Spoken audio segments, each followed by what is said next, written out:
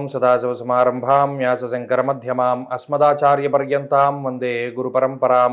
జ్యోతిష్ శాస్త్రాన్ని భావితరాల వారికి ప్రసాదించిన ఋషుల యొక్క పాదపద్మాలకి నమస్కారం చేసుకుంటూ, అలాగే నాకు ఈ జ్యోతిష విద్యను నేర్పిన గురువర్యులు జ్యోతిష బ్రహ్మ కీర్తిశేషులు శ్రీ ఈరంకి సూర్యనారాయణమూర్తి గారు, సూర్యశ్రీ దైవజ్ఞ గారి యొక్క పాదపద్మాలకి నమస్కారం చేసుకుంటూ, ఓం శ్రీ మహాగణాధిపతి నమః, శ్రీ గురుభ్యో నమః, హరి ఓం.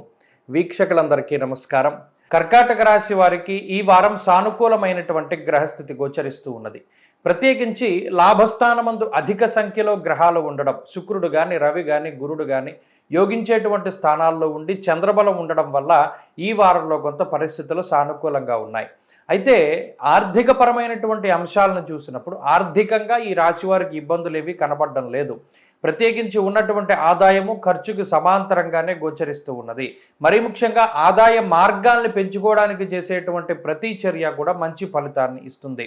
ఉద్యోగంలో కానీ వ్యాపారంలో కానీ తగినటువంటి గుర్తింపు లభించడం, ఉద్యోగంలో ప్రమోషన్లు కానీ లేదా ఆశించినటువంటి స్థాయిలో సత్కారాలు అందడం కానీ లేదా స్థిరమైనటువంటి ఉద్యోగం దొరకడము, ఉద్యోగ మార్పు ద్వారా లబ్ధి పొందడం లాంటి అంశాలన్నీ కూడా ఈ రాశి వారిలో కనబడుతూ ఉన్నాయి. ప్రత్యేకించి ఈ వారంలో ఖర్చులు తగ్గించుకోవడానికి మీరు చేసేటువంటి ప్రయత్నాలన్నీ కూడా సత్ఫలితాలని ఇస్తూ ఆదాయాన్ని కొంత దాచుకునేటువంటి ప్రయత్నం చేస్తారు. కొంత సమయానుకూలమైనటువంటి నిర్ణయాలు తీసుకోవడం ద్వారా కొంత మానసికమైనటువంటి ఒత్తిడి తగ్గడానికి అవకాశం ఉంటుంది. ఇక ఆరోగ్యపరమైనటువంటి విషయాలు మిశ్రమంగా గోచరిస్తూ ఉన్నాయి.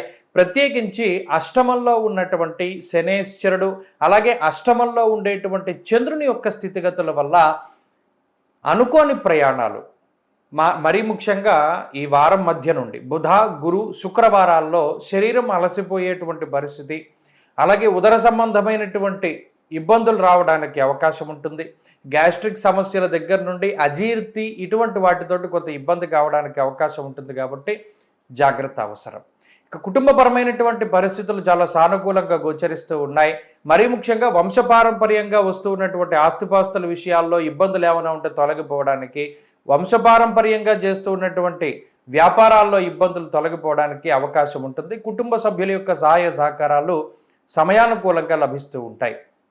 ఉద్యోగ వ్యాపారాల్లో గ్రహస్థితి అంతా కూడా సానుకూలంగా గోచరిస్తూ ఉన్నది. కొత్త ఉద్యోగం కోసం చేసేటువంటి ప్రయత్నాలు సత్ఫలితాన్ని ఇస్తాయి. ఇక విద్యార్థులకి గ్రహగతులు చాలా అనుకూలంగా ఉన్నాయి. దూర విద్య, విదేశీ విద్య, పోటీ పరీక్షలు లాంటి అంశాలలో, ఇంటర్వ్యూలలో, మౌఖిక పరీక్షల్లో మంచి ఫలితాలు సాధించడానికి అవకాశం ఉంటుంది. స్త్రీలకు ప్రత్యేకించి ఈ గ్రహస్థితి మానసిక ప్రశాంతతని కలగజేస్తూ ఉంటుంది. అయితే ఈ వారం చివరిలో మాత్రం ఖర్చులు అధికంగా ఉంటాయి. కర్కాటక రాశి వారు ఈ వారంలో మరింత అనుకూలమైనటువంటి ఫలితాలని సాధించడానికై విఘ్నేశ్వరుని యొక్క ఆరాధన చేస్తూ ఉండడం చెప్పదగినటువంటి సూచన. ఈ వారంలో కలిసొచ్చేటువంటి రోజు శుక్రవారంగా చెప్పవచ్చును. అదృష్ట వర్ణము తెలుపు, అదృష్ట సంఖ్య 5. తదుపరి సింహరాశి.